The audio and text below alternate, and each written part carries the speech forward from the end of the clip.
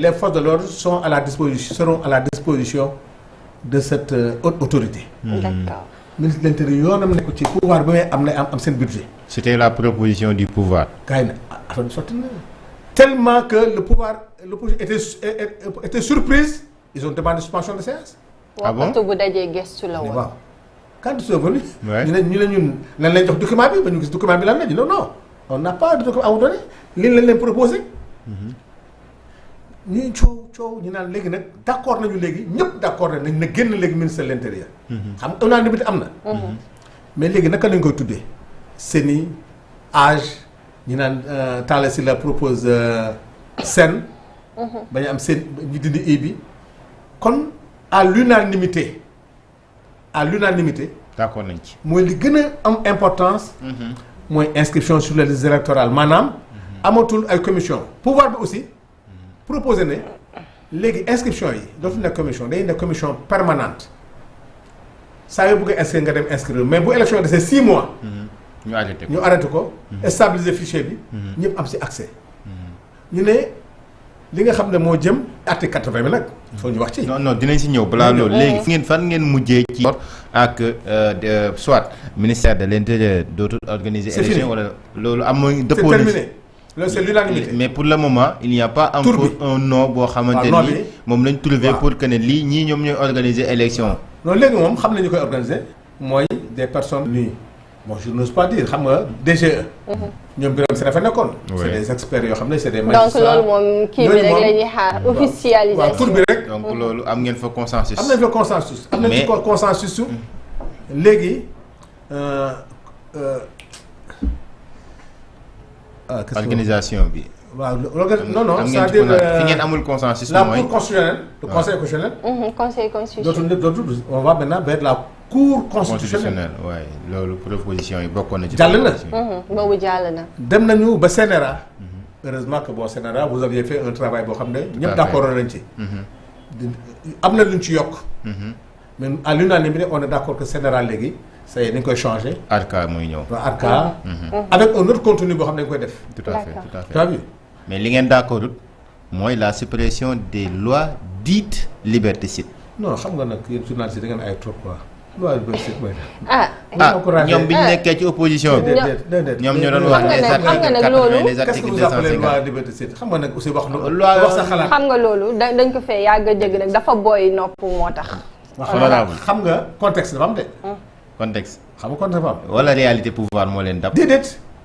yéen a ko doon wax bi ngeen nekkee dans l'opposition que ne waaw l'article 80 l'article 254 du code pénal c'est des lois liberticides. waaw ñoom ñoo ko doon wax jamono bi ñu nekkee ci opposition bi seen campagne bi ñuy campagne lan lañ doon wax seen programme bokkoon na ci bu ñu faloo dañuy changer li nga xam ne moom lañ tuddee les lois liberticides bu ñu faloo dinañu fexe ba procureur ñu wàññi dooleem ba nga xamante ni dootul am yenn doole yi bu ñu faloo dañu fi teg juge des libertés et de détention mais tey boo ñëwee lu mel noonu ñu proposer loo ko accepter ko cela veut dire que ne réalité pouvoir daf laa dab. déedéet non waaw mën nga ko téye réalité pouvoir mën nga ko téye contexte attention pour ce qui est des juges des libertés et autres tout ce que les assises de la justice ont adopté amuñu problème ci loolu mais nag dañuy waxtaan benn affaire.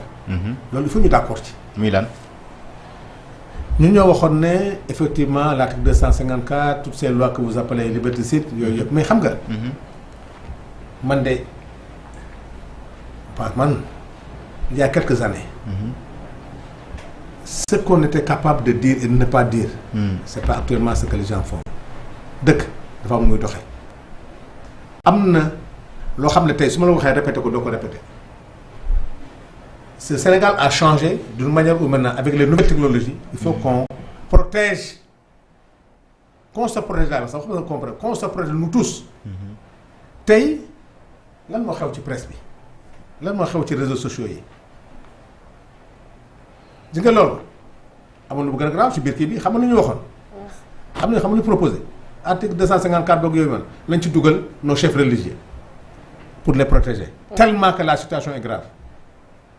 dem nañu ba ci réew mi saaga nit toroxal nit sa vie privée ci mbedd mi dootul dara ci réew mi bu ñu demee bay xalaat ci article 254 boobu article 80 di ci dugal nos chefs religieux kon xam nga la situation est grave. il y a eu des années personne n'osait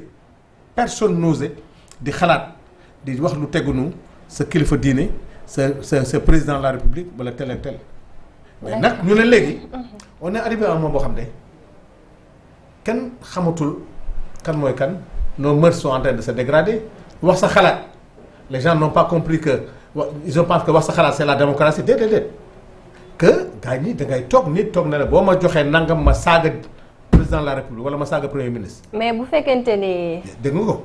non mais li ma la laaj ak li nga ma tontu honorable bokkul. ba tey sax moom fi mu nekk honorable bu fekkente ne nit ki aussi c'est un opposant c'est un opposant un politique bu fekkente ne moom bu waxee lu la arrangé wu rek wala bu fekkente ne c'est sa façon de s'opposer mais lu la arrangé wu l'adversaire politique rek nga ne moom du yendu kër wala du fa fanal moom c'est l'institution c'est le Sénégal qu'on insulte mais xanaa démb yéen xamu leen ko déet parce que démb moo tax man ne il faut tant que tu ne l'as pas conceptualisé day am problème est-ce que démb loolu mënoon na fi am lu tax mënu fi am est-ce que mbir mi dañuy contextualiser moo fi nekk ba tey ñi doon saaga dama lay wax rek xam nga lu tax li woon démb mooy tey ba léegi déedéet président bi mu ñëwee loo jut feneen fu dul palais primature bi mu ñëwee premier ministre bi mu ñëwee primature lañ ko yóbbu kon institution ba mu deewoon démb présidence institution boobu la doon tey primature institution boobu mënuma concevoir démb nga bañ li di ko kaas tey nga ñëw bu ko contextualiser di ma ko tuddee leen ay réalité du pouvoir xanaa kay honorable xanaa kon da ngeen bëgg sax yéen tamit ñu changer li nga xamante ne nii moom mooy le profil d'un opposant bu fekkente ne un opposant mais dañuy gis des gens des politiques man mais le cas de Moustapha Diakhaté le cas de Moustapha Diakhaté est là waxuma ay saaga xam nga saaga ñun dama lay wax saaga kenn du ko rafetlu non xaaral doyen saaga ñun duñu ko cautionner mais dañ ne la dafa am yenn yoo xamante nii man à mon avis jarul jël nit di ko yóbbu kaso parce que am na fii des peines alternatives yoo xamante ni teg nañ ko fi muy lu mel ni bracelet électronique am na fi wax noonu xaaral rek mais li tax may ñëw ci lii mooy dañoo gis que ne Pastef lañ doon kaas démb ak barki démb ci loolu la ñu ne tey si xam nga tant que doo woon ci loolu yaa ngi wax ay peine alternative c'est-à-dire que donc peine war na am. paf si yenn yi. d'accord naa que ne peine war na mën a am. quand tu prends le cas de Moustapha Diakhaté bokk naa ci Sénégalais yi wax ne Moustapha Diakhaté mu génnee prison kenn waratu ko te tàllal micro on devait l'accompagner parce que prison baaxul lam boobu ñu teg sa baaxul nit kenn du ko jéng am ñoo xam ne préfère trop prison que jéng leen. je dis que Moustapha Diakhaté on doit moom comme Kaamu Azoura yi c'est des gens qu'on doit pas tendre le micro dans toutes mes émissions j'ai dit que Moustapha Diakhaté ku ko tàllal le micro yaa ko tooñ c'est quelqu'un qu'on doit accompagner parce que. lu tax xanaa da ngeen jàpp que. non prison day yàq ne Moustapha Diakhaté boo deful ndànk maa mos a wax ci fii. kon li muy wax tayu ko xanaa. non nga bëgg teyatu ko Moustapha Diakhaté day gën a wax yoo xam ne.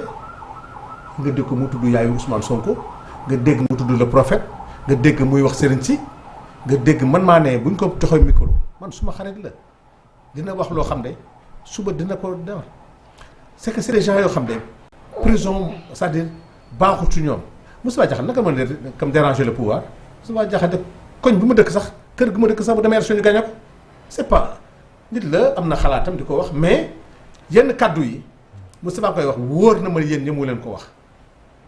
Ousmane Sonko Diomaye y a une réalité boo xam ne yéen tant que jël leen ko en compte xam mooy lan. mooy lan. les gens en ont contre Ousmane Sonko pas contre Diomaye muy réalité bu dëgg.